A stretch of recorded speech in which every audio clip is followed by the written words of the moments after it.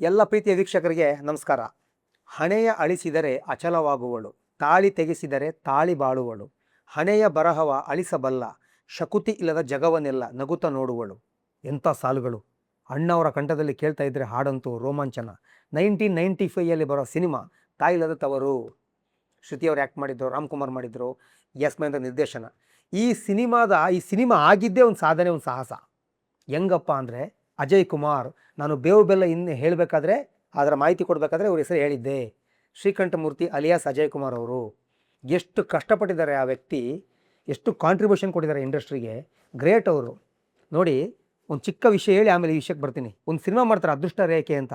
ಆ ಸಿನಿಮಾದಲ್ಲಿ ಇವರೇ ಪ್ರೊಡಕ್ಷನ್. ಅದಕ್ಕೆ ಆ ಸಿನಿಮಾದ ಡಬ್ಬಿಂಗ್ಗೆ ಆವಾಗೆಲ್ಲ ಸಂಕೇತದಲ್ಲಿ ಡಬ್ಬಿಂಗ್ ಮಾಡಬೇಕು ಅಂದರೆ 40,000 50,000 ಕೊಡಬೇಕಿತ್ತು.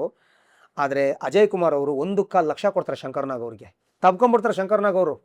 ನಿನ್ನಂತೂ 4 ಜನ ಸಿಕ್ಕಿದ್ರೆ ನಾನು ಸಾಲ ತೀರ್ಸ್ಕೊಂಡ್ಬಿಡ್ತೀನಿ ಕಣೋ, ಸೂಪರ್ ಅಂತಾರೆ. ಅಂದರೆ ಅಷ್ಟೊಂದು ಆಸಕ್ತಿ ಅಜಯ್ ಕುಮಾರ್ ಅವರಿಗೆ. ಕಷ್ಟಪಟ್ಟು ಸ್ಟುಡಿಯೋ ಓಪನ್ ಮಾಡಿದ್ದಾರೆ, ಬೇಗ ಸಾಲ ತೀರಬೇಕು ಅಂತ ಹೇಳೋ ಉದ್ದೇಶ ಕೂಡ ಅವರಿಗೆ. ಅದೇ ರೀತಿ ನನಗೂ ಹೆಂಡತಿ ಬೇಕು ಸಿನಿಮಾಕ್ಕೆ ಉಪೇಂದ್ರ ಸರ್ನ ಕರ್ಕೊಬಂದು ಸಂಭಾಷಣೆ ಬರೆಸ್ತಾರೆ, ಒಂದು ಹಾಡು ಬರೆಸ್ತಾರೆ. ಅದಕ್ಕೆ ಉಪೇಂದ್ರ ಅವರಿಗೆ 10,000 ರೂಪಾಯಿ ಸಂಭಾವನೆ ಕೊಡ್ತಾರೆ. ಆವಾಗಲೇ ಎಷ್ಟು ಒಳ್ಳೆ ಒಂದು ಸಹಾಯ ನೋಡಿ. ಅಂದರೆ ಒಂದು ಒಳ್ಳೆ ಸಪೋರ್ಟ್ ಅದು, ಸಹಾಯ ಕೇಳೋಕ್ಕಿಂತ ಸಪೋರ್ಟ್ ಅದು, ಉದ್ಯಮ ಬೆಳಿಬೇಕು ಅಂತ. ತೆರೆ ಹಿಂದೆ ಇದ್ದಷ್ಟು ಕೆಲಸ ಮಾಡೋದು. ಗ್ರೇಟ್ ಅಜಯ್ ಕುಮಾರ್ ಅವರು. ಈ ಸಿನಿಮಾದ ಕತೆ ಎಲ್ಲ ಅವ್ರದ್ದೇ. ಇಲ್ಲಿ ಹೇಗಾಯಿತು ಸಿನಿಮಾ? ನನಗೂ ಹೆಂಡತಿ ಬೇಕು ಸಿನಿಮಾ ಮಾಡಿ ಅಜಯ್ ಕುಮಾರ್ ಅವರು ಕಳ್ಕೊಂಡಿರ್ತಾರೆ. ಆ್ಯಕ್ಚುಲಿ ಆ ಟೈಮಲ್ಲಿ ಅಜಯ್ ಕುಮಾರ್ ಅವ್ರ ಸ್ನೇಹಿತ ಇಬ್ಬರೂ ಮತ್ತಿಕೆರೆ ಬಸ್ ಸ್ಟ್ಯಾಂಡಲ್ಲಿ ನಿಂತ್ಕೊಂಡಿರ್ತಾರೆ. ಆ ಮತ್ತಿಕೆರೆ ಬಸ್ ಸ್ಟ್ಯಾಂಡಲ್ಲಿ ನಿಂತ್ಕೊಂಡು ಯೋಚನೆ ಮಾಡ್ತಾ ಇರಬೇಕಾದ್ರೆ ಒಂದು ಎಳೆ ಹುಟ್ಟುತ್ತೆ. ಆ ಸ್ನೇಹಿತನಿಗೆ ಹೇಳ್ತಾರೆ, ಈ ಎಳೆ ಹೆಂಗಿದೆ ಅಂತ. ಚೆನ್ನಾಗಿದೆ ಅಂತ, ಡೆವಲಪ್ ಮಾಡ್ತೀನಿ ಅಂತೇಳಿ ಆ ಒಂದು ಟೈಟ್ಲು ಅಲ್ಲೇ ಹುಟ್ಬಿಡುತ್ತೆ. ತಾಯಿಲ್ಲತ್ತವರು ಚೆನ್ನಾಗಿದೆ ಅಂತ ಹೇಳ್ತಾರೆ ಸ್ನೇಹಿತ. ಮನೆಗೆ ಬಂದು ಡೆವಲಪ್ ಮಾಡ್ತಾರೆ, ಒಂದು ರೂಪ ಕೊಡ್ತಾರೆ. ಎಲ್ಲ ಮಾಡಿ ರೆಡಿ ಮಾಡಿಕೊಂಡು ಟೈಟ್ಲು ಇಡ್ತಾರೆ ಅದಕ್ಕೆ, ತಾಯಿಲ್ಲತ್ತವರು ಅಂತ. ದುಡ್ಡು ಬೇಕಲ್ಲ, ಪ್ರೊಡಕ್ಷನ್ ಬೇಕಲ್ಲ, ಅಂದರೆ ಪ್ರೊಡ್ಯೂಸರ್ ಬರಬೇಕಲ್ಲ. ಏನು ಮಾಡೋದು ಅಂತ ಹೇಳಿದ್ರೆ ಪೇಪರ್ಲಿ ಆ್ಯಡ್ ಕೊಡ್ತಾರೆ, ತಾಯಿಲ್ಲತ್ತವರು. ಆಗ ಇನ್ನೊಂದು ಸಿನಿಮಾ ಹೆಸರು ಕೂಡ ಕೊಡ್ತಾರೆ, ವಿಜೇತ. 2 ಸಿನಿಮಾನ ಅನೌನ್ಸ್ ಮಾಡ್ತಾರೆ, ಶೀಘ್ರದಲ್ಲೇ ಶೂಟಿಂಗ್ ಆರಂಭ ಅಂತ. ರಾಮು ಅವರು ಆ ಸಮಯದಲ್ಲಿ ಮಾಲಾಶ್ರೀ ಅವ್ರಿಗೊಂದು ಸಾಂಸಾರಿಕ ಕಥೆ ಮಾಡಬೇಕು ಅಂತ ಓಡಾಡ್ತಿರ್ತಾರೆ. ಆ ಟೈಮಲ್ಲಿ ಮಾಲಾಶ್ರೀ ರೆಬಲ್ ಕ್ಯಾರೆಕ್ಟರ್ ಮಾಡ್ತಾಯಿದ್ರು. ಈ ಪೇಪರ್ಲಿ ನೋಡ್ತಾರೆ, ತಾಯಿಲ್ಲತ್ತವರು, ಚೆನ್ನಾಗಿದೆಲ್ಲ ಇದು, ಸೆಂಟಿಮೆಂಟ್ ಇದೆಲ್ಲ ಹೆಸರಿನಲ್ಲಿ, ಸೆಂಟಿಮೆಂಟ್ ಸಿನಿಮಾನೇ ಇದು, ಕತೆ ಸೆಂಟಿಮೆಂಟ್ ಆಗಿರುತ್ತೆ, ಅಜಯ್ ಕುಮಾರ್ನ ಭೇಟಿ ಮಾಡಬೇಕು, ಮಾಲಾಶ್ರೀಗೆ ಮಾಡಬೇಕು ಅಂತ ರಾಮು ಅವರು ಪ್ಲ್ಯಾನ್ ಮಾಡ್ತಾರೆ. ರಾಮು ಅವ್ರಿಗೂ ಅಜಯ್ ಕುಮಾರ್ಗೆ ಬಾಂಧವ್ಯ ಇರುತ್ತೆ. ಅದೇ ರೀತಿ ಅಜಯ್ ಕುಮಾರ್ ಅವ್ರಿಗೂ ಮಾಂಬಳ್ಳಿ ದೇವರಾಜ್ ಅವರು ಈ ಸಿನಿಮಾದ ಪ್ರೊಡ್ಯೂಸರು, ಅವ್ರಿಗೂ ಬಾಂಧವ್ಯ ಇರುತ್ತೆ. ಯಾಕೆಂದರೆ ದೇವರಾಜ್ ಅವರು ನನಗೂ ಹೆಂಡತಿ ಬೇಕು ಸಿನಿಮಾ ನೋಡಿ ಫ್ಯಾನ್ ಆಗಿರ್ತಾರೆ. ದೇವರಾಜ್ ಅವರು ಅಜಯ್ ಕುಮಾರ್ ಅವರಿಗೆ, ಅವ್ರ ಆ್ಯಕ್ಟಿಂಗು, ಆ ಸಿನಿಮಾದಲ್ಲಿ ಕಾಮಿಡಿ ನೋಡಿ ತುಂಬ ಖುಷಿ ಪಟ್ಟಿರ್ತಾರೆ.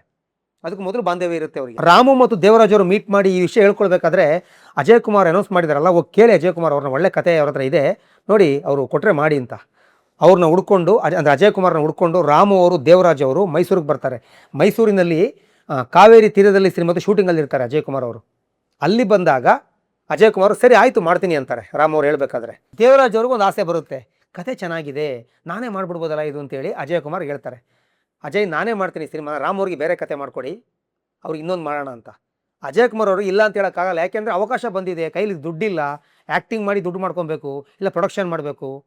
ಆ್ಯಕ್ಟಿಂಗ್ ಅಷ್ಟು ಸ್ಕೋಪ್ ಇರೋದಿಲ್ಲ ಆ ಟೈಮಲ್ಲಿ. ಏನು ಮಾಡೋದು? ಸರಿ ಆಯಿತು ನಿಮಗೆ ಮಾಡ್ತೀನಿ ಅಂತಾರೆ.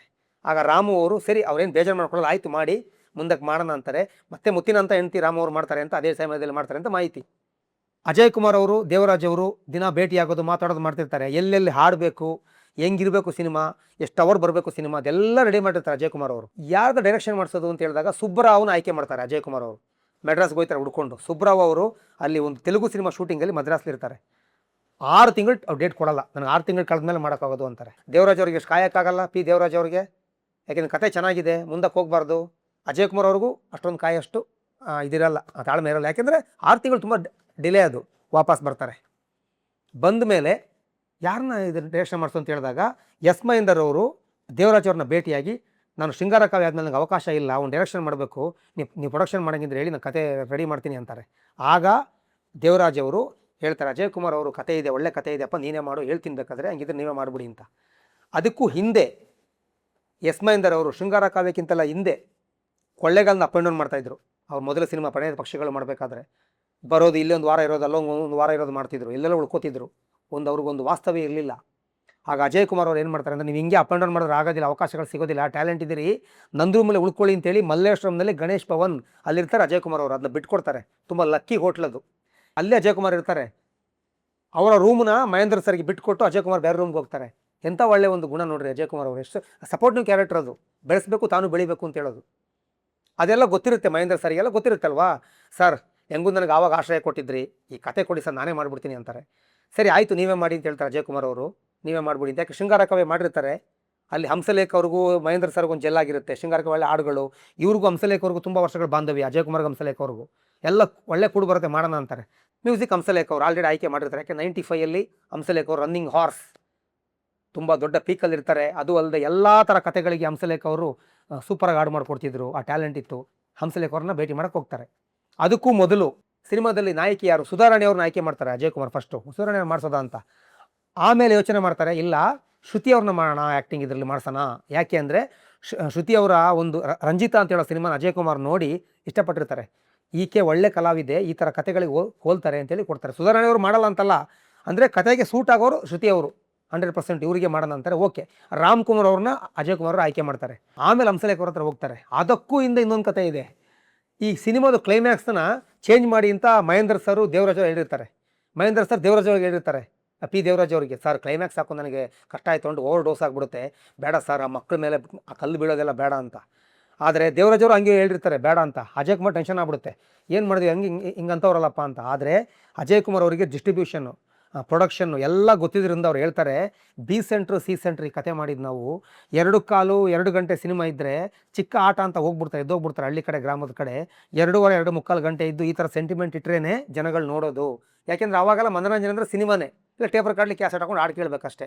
ನಾಟಕ ಆಗಲೂ ಕಡಿಮೆ ಆಗೋಗಿತ್ತು 95 ಇದೇ ಇದ್ದಿದ್ದು ಜಾಸ್ತಿ. ಹಾಗಾಗಿ ಹಿಂಗೆ ಬೇಕು ಅಂತಾರೆ. ಸರಿ ಹಂಸಲೇಖ ಅವ್ರನ್ನ ಒಂದ್ಸಲ ಕೇಳೋಣ ಅಂತೇಳಿ ಹಂಸಲೇಖ ಅವ್ರಿಗೆ ಹೆಂಗೂ ಕತೆ ಹೇಳ್ಬೇಕಲ್ಲ ಹಾಡು ಮಾಡ್ಸೋಕ್ಕೆ, ಹೇಳ್ತಾ ಹಂಸಲೇಖ ಅವ್ರು ಕ್ಲೈಮ್ಯಾಕ್ಸ್ ಕೇಳುವಾಗ ಹಿಂಗೆ ಅಂತಾರೆ ಒಂದ್ಸಲ, ಆ ಮಕ್ಕಳ ಮೇಲೆ ಕಲ್ಲು ಬೀಳುತ್ತೆ ಅಂತ ಹೇಳ್ಬೇಕಾದ್ರೆ ಹಿಂಗಂದಾಗ ಗೊತ್ತಾಗ್ಬಿಡುತ್ತೆ ಅಜಯ್ ಕುಮಾರ್ ಅವ್ರಿಗೆ, ನಿಮಗೆ ಇಲ್ಲಿ ಸ್ಪಾರ್ಕ್ ಆಯಿತು, ಹೊಡೀತು, ಇದೇ ಕಚ್ಕೊಳುತ್ತೆ, ಇದೇ ಇರಲಿ ಅಂತಾರೆ. ಸರಿ ಅಂತೇಳಿ ಮಹೇಂದ್ರ ಸರ್ ಒಪ್ಕೊತಾರೆ, ದೇವರಾಜ್ ಅವ್ರು ಒಪ್ಕೊತಾರೆ. ಹಾಡುಗಳು ಅದ್ಭುತ ಹಾಡುಗಳು ಮಾಡಿದ್ರು. ಇದೆಲ್ಲ 2-3 ದಿನದಲ್ಲಿ ಸ್ಟುಡಿಯೋ ಪ್ರಸಾದಲ್ಲಿ ಹಂಸಲೇಖ ಅವರು ಮಾಡೋದು, ವಿತ್ ಪಲ್ಲವಿನೇ ಹಾಡ್ಬಿಡೋದು. ಹೆಂಗೆ ಬೇವು ಬೆಲ್ಲ ಹೇಳೋದ್ನೋ ಹಂಗೆ ಇದು ಕೂಡ.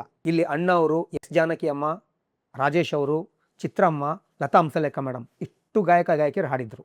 ಎಲ್ಲ 2-3 ದಿನದಲ್ಲೇ ಮುಗಿಸ್ತಾರೆ ಹಂಸಲೇಖ ಅವರು. ಅಣ್ಣವ್ರು ಆಡಕ್ಕೆ ಬರ್ತಾರೆ, ಅಲ್ಲಿ ಅರ್ಶಿನ ಕುಂಕುಮ ಅಂತ ಹಾಡು ಮಾಡಿರ್ತಾರೆ, ಒಂದು ಬರೆದಿರ್ತಾರೆ, ಕೆಲವು ಸಾಲುಗಳು ಚೇಂಜ್ ಮಾಡ್ತಾರೆ ಆಮೇಲೆ ಚರಣದಲ್ಲಿ, ಅದು ಯಾವ ಥರ ನೆನಪಿಲ್ಲ ಅಜಯ್ ಕುಮಾರ್ ಅವರಿಗೆ. ಅಣ್ಣವ್ರು ನೋಡಿ ತುಂಬ ಖುಷಿ ಪಡ್ತಾರೆ.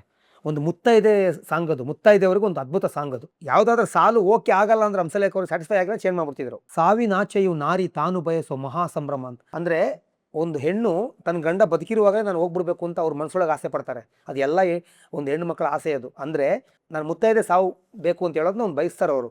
ಅದ್ರ ಮೇಲೆ ಬರೆದಂಥ ಹಾಡು. ಹಣೆಯ ಕುಂಕುಮವು ಹರನ ಹಣೆಗಣ್ಣು, ಅರಿಶಿನ ದಾರ ನಮ್ಮ ಆಚಾರ, ಧರಿಸಿ ಬಳೆಯಲಿ ಬಾಳ ನಗಿಸಿ, ವರಿಸಿ ಹೂವಲಿ ಮನವ ಸುಖಿಸಿ, ಜೀವ ನಡೆಸುವಳು. ಎಂಥ ಪದಪ್ರಯೋಗ! ಅಣ್ಣವ್ರ ವಾಯ್ಸಲ್ಲಿ ಕೇಳ್ತಿದ್ದಾರೆ ರೋಮಾಂಚನ. ಹಣೆಯ ಅಳಿಸಿದರೆ ಅಚಲವಾಗುವಳು, ತಾಳಿ ತೆಗೆಸಿದರೆ ತಾಳಿ ಬಾಳುವಳು. ಅಂದರೆ ವಿಧವೆ ಆದರೂ ಕೂಡ ಹೆಣ್ಣು ದೃಢವಾಗಿ ನಿಲ್ತಾಳೆ, ಸ್ಥಿರವಾಗಿರ್ತಾಳೆ. ಒಂದು ಹೆಣ್ಣಿನ ಮೇಲೆ ಒಂದು ಧೈರ್ಯವಾಗಿರ್ತಾಳೆ ಅಂತ ಹೇಳೋದ್ರ ಬಗ್ಗೆನೂ ಆಗುತ್ತೆ. ಮುತ್ತೈದೆಯಾಗಿ ನಾನು ಹೋಗ್ಬೇಕು ಅಂತ ಹೇಳೋದ್ರ ಮೇಲೆ ಬರೆದಂಥ ಹಾಡಿದು. ಹಣೆಯ ಬರವ ಹಳಿಸಬಲ್ಲ, ಶಕುತಿ ಇಲ್ಲದ ಜಗವನ್ನೆಲ್ಲ ನಗುತ್ತಾ ನೋಡುವಳು ಅಂತ. ಏನೇ ನೋವಿದ್ರು ಒಳಗಡೆಯಿಂದ ಹೊರಗಿಂದ ನಗ್ತಾ ನೋಡ್ತಾಳೆ ಅವಳು, ಫೇಸ್ ಮಾಡ್ತಾಳೆ ಅಂತ. ಇಲ್ಲಿ ಒಂದು ಹಾಡು ಮಹೇಂದ್ರ ಸರ್ ಬರೀತಾರೆ, ಎಸ್ ಮಹೇಂದ್ರ ಅವರು ಜನಪದ ಎಲ್ಲ ಚೆನ್ನಾಗಿ ಗೊತ್ತಿದ್ರಿಂದ ಒಂದು ಶೃಂಗಾರ ಗೀತೆ ಬರೀತಾರೆ, ಮಂದಾರ ಮಂದಾರ ಅಂತ. ಮಿಕ್ಕಿದೆಲ್ಲ ಹಂಸಲೇಖರೇ ಬರೆಯೋದು. ಒಂದು ಹೆಣ್ಣು ಮದುವೆ ವಯಸ್ಸಿಗೆ ಬಂದಾಗ, ಆ ಮದುವೆ ಒಂದು ನಿಶ್ಚಯ ಆದಾಗ ಏನು ಹಾಡ್ಬೋದು? ಆ ಪ್ರಕೃತಿ ಮೇಲೆ ಒಂದು ಹಾಡು ಹೇಳ್ತಾಳೆ. ಅಂದರೆ ಅವಳ ಒಳಗಿರುವಂಥ ತುಮುಲಗಳು, ಆಸೆಗಳ ಮೇಲೆ ಒಂದು ಹಾಡು.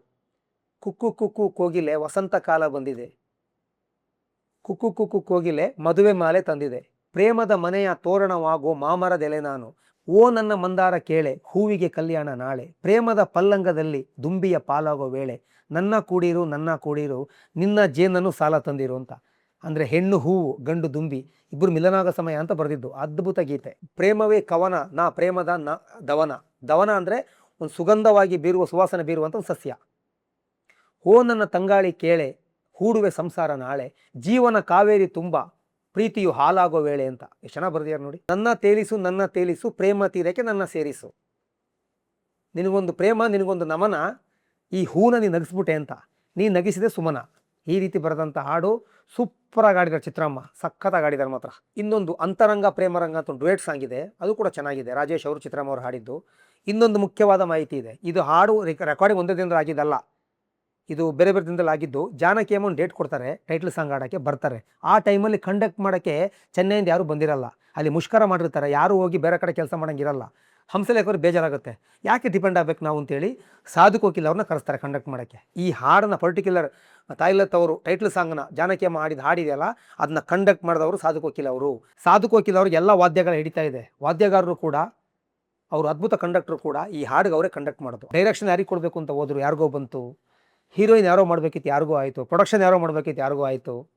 ಅಲ್ಲಿ ಹಂಸಲೇಖ ಮ್ಯೂಸಿಕ್ ಮಾತ್ರ ಫಸ್ಟ್ ಓಕೆ ಆಗೋದು, ಮಿಕ್ಕಿದೆಲ್ಲ ಬೇರೆ ಬೇರೆ ಬೇರೆ ಬದಲಾಗಿದೆ ಇಲ್ಲಿ. ಆ ರೀತಿ ನೋಡಿ, ಅಜಯ್ ಕುಮಾರ್ ಅವರ ಕೊಡುಗೆ ತುಂಬ ಇದೆ. ಇನ್ನು ಮುಂದಕ್ಕೂ ಕೂಡ ಕೆಲವು ಸಿನಿಮಾಗಳ ಮಾಹಿತಿ ತಗೊಂಡು ಹೇಳ್ತೀನಿ. ಈಗ ತಾಯಿಲತ್ ಅವರು ಫಿಲ್ಮ್ ಹಾಡುಗಳು ಕೇಳಿ, ಅಜಯ್ ಕುಮಾರ್ ಅವ್ರಿಗೊಂದು ಥ್ಯಾಂಕ್ಸ್ ಹೇಳಿ. ಓಕೆನಾ? Thank you.